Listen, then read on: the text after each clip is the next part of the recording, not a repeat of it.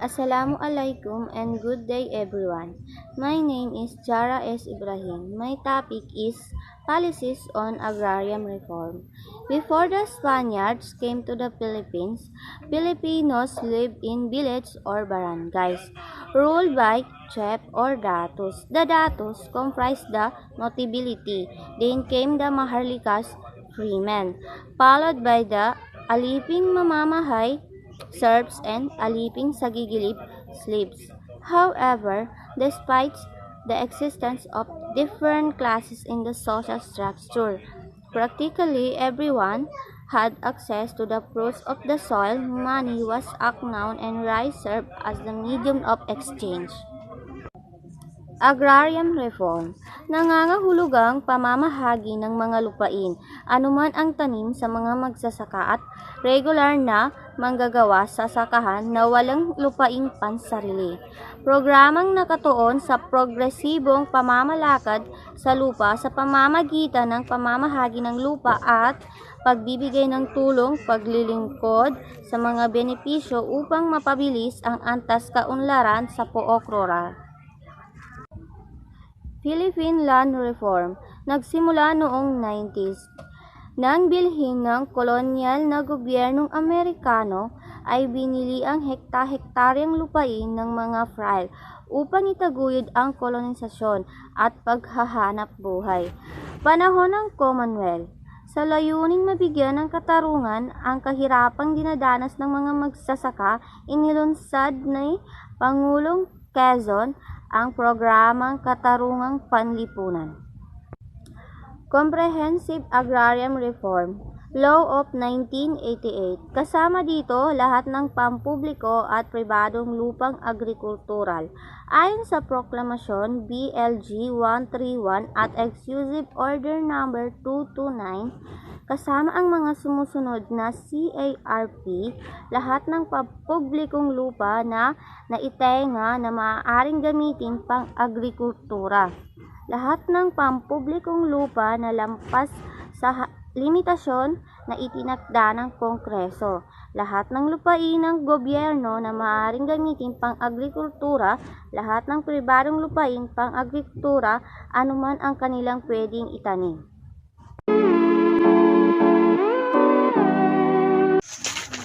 Assalamualaikum and good day everyone. I am Rasha B. Abdul and my topic is about the land ownership of the Philippines under Spain.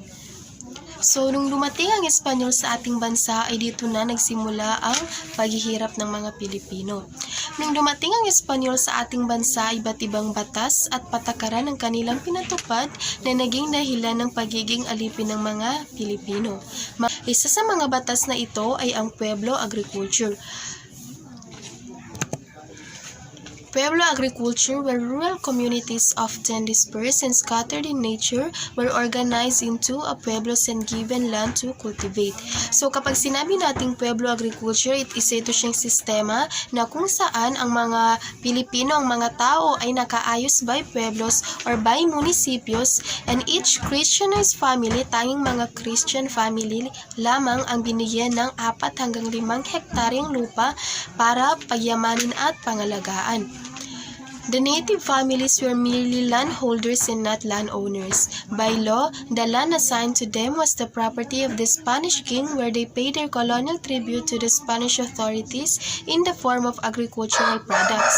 So, samantala naman ang mga native families ay yung mga lupa na naka-assign sa kanila ay pinagkatiwala lamang sa kanila ito at kung kaya't hindi sila matatawag na landowners. Dahil ang mga lupa na ito ay pag-aari ng Spanish king, na kung saan ang mga Pilipino din ay nagbabayad ng tribute or yung tax, and sa pamamagitan ng kanilang mga inaani or di kaya ng kanilang mga agricultural products. Later on the law of Indies, Spanish crown awarded tracts of land. First, una ay ang friar lands for the religious orders. So ito na yung mga binigyan ng Spanish crown ng malalaking lupa. Una ay ang mga praile. Kasi nung panahon na ito ay makapangyarihan ng mga pile kung kaya't binigyan sila ng Spanish crown ng mga malalaking lupa. Pangalawa, yung repartimientos for Spanish military as a rewarded for their service. So, pangalawang binigyan ay ang mga Spanish military. Kasi kumbaga para may mahawakan sila since ginawa nilang alipin yung mga native families. And last is Spanish encomenderos. Encomenderos, those mandated to manage the encomienda or the land given to them where Filipinos work and pay their tributes to the encomenderos. So, ano mo ng encomienda? Ang encomienda ay isang royal land grants na binibigay sa mga encomienderos na kung saan ang mga encomienderos ay may siyang responsibilidad sa kaayusan at katahimikan ng mga lupang ito. Kapag ang mga encomienderos ay nagawa ang kanilang tungkulin, ay binibigyan sila ng encomienda o ng isang royal land grants. Sinasabi din na ang encomienda ay may kapangyarihang maningil ng buwis na kung saan siya namang inabuso ng mga encomenderos. Abusado sa paniningil, nananakit kapag hindi nakakapagbayad ang mga Pilipino, gayunpaman ay mataas pa rin ang kanilang paniningil ng buwis.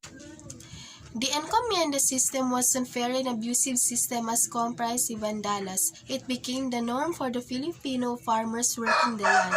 A compressed vandala system was practiced wherein tillers were made to compulsory sell at a very low price or surrender their agricultural harvest to Spanish authorities where encomenderos can resell it for a profit. Filipinos were also required to render services to their encomenderos that were unrelated to farming. So, ang compressed vandalas ay isa ito siyang sistema na kung saan ang mga tillers o yung mga magsasaka ay napilitan na lang ibenta ang kanilang mga agricultural products sa mababang presyo o di kaya naman ay isinusuko ito sa mga Spanish crown. And kapag nakuha na ito ng mga encomenderos ay binebenta nila ito ulit para makakuha ng kita. And maliban sa pagsasaka, malaming, ang mga Filipino din ay request hold bilang tulong sa kanilang mga encomenderos. In the beginning of 19th century, hacienda system was developed. Spanish government implemented policies that fast-tracked the entry of the colony into the capital's realm. Agricultural exports were demanded and hacienda system was developed a new form of ownership. So, nung pumasok na ang 19th century, pumasok na din ang Spain sa mundo ng kapitalismo. Ibig sabihin, nakita ng Spain na ang mga produkto, ang mga agricultural products ng mga Pilipino ay pwede na siyang ibenta sa ibang bansa. And dito na rin nagsimula ang pag-export o paglalabas ng mga raw materials. Dito na rin nagsimula ang hacienda system, ngunit sa pagdating nito ay mas maraming nawalan ng lupa dahil yung mga bakanteng lupa na dapat ay sa mga Pilipino ay nasakop ng hacienda system. In the 1860s, Spain enacted a law ordering landholders to register their land holdings and only those who knew benefited from this. Lands were claimed and registered in other people's names, and many peasant families were assigned to the land in earlier days of colonization were driven out of force to come under the power of these people who claim rights to land because they held the title. 1860s, binigyan na ng karapatan ang mga landholders o yung mga native families na magparehistro. Ngunit dahil nga sa may kakulangan sa pag-aaral ang mga ito, ay hindi sila nakapagrehistro.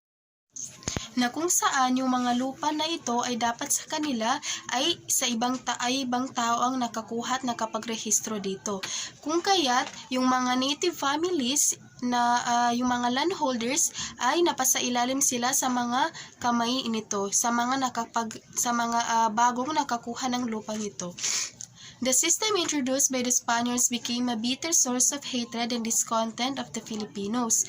Religious orders and the biggest landowners in the Philippines also became a main source of abuse and exploitation for the Filipinos, increasing paid by the Filipinos on weave. So, yung mga sistema, yung mga batas na inimplementa or inintroduce na mga Spaniards ay ito yung naging dahilan kung bakit nahirapan talaga yung mga Pilipino. Yung hindi pagkakapantay-pantay na pagtrato sa kanila. Filipinos felt the Philippines Revolution in a confluence of motivation, but the greatest desire for freedom will be necessity of owning a land. So, syempre, dahil na rin sa maraming magsasakad, maraming mga native families ang inapakan at inabuso ang kanilang pagkatao, ay dito na nagsimula ang Philippine Revolution. And ngunit ang kanilang main purpose ay syempre yung makapagmay-ari rin sila ng sarili nilang lupa. Upon the end of the Philippine Revolution, revolutionary government will declare all land states and confiscate land as government property. So, nung patapos ng Philippine Revolution, ay nabawi naman nila ang kanilang mga lupa, lalo na yung mga sa friar lands, yung mga sa praile, and pati na rin yung sa mga encomenderos. And it was declared yung mga lupa na ito ay na-confiscate as a government property. So, I hope po na may natutunan kayo sa aking report, and thank you.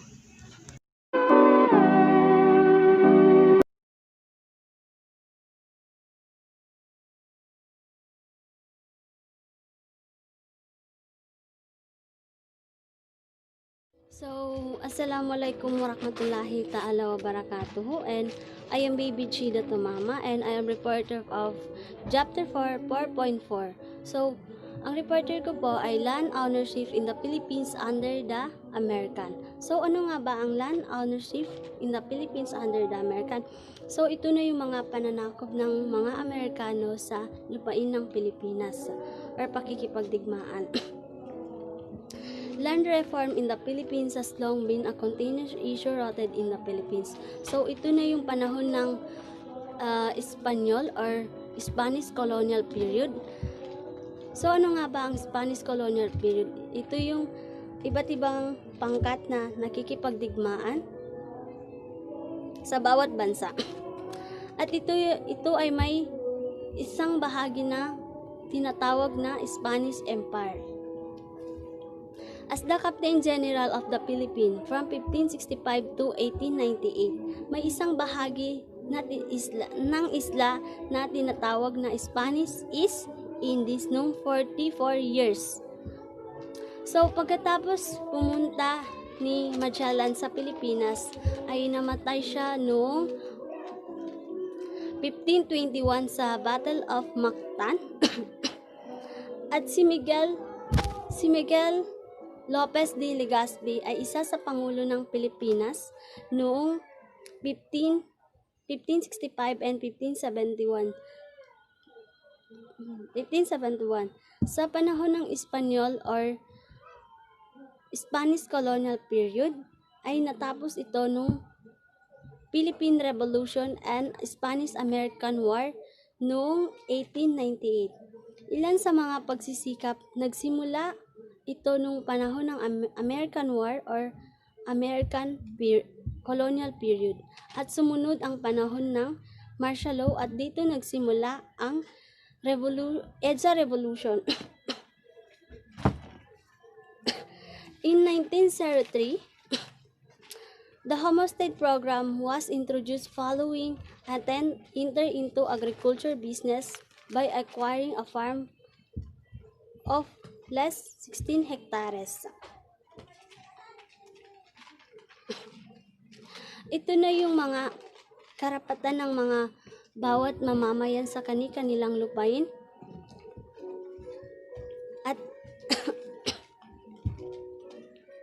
At itong programa na ito ay ipinatupad, hindi lamang ito pinatupad sa buong bansa, ito ay most only in parts of Mindanao and Luzon. Land ownership did not improve during this period. It became worse to do limits the size of land holding people could have, and not all fair lands acquired by the American were given to landless peasant farmer. Some land were sold or leased to American Filipino business interests. American indeed more lands to places under the 10 city that led to wide spread uprising, sack of Colorum, and Sakdal uprising in Luzon.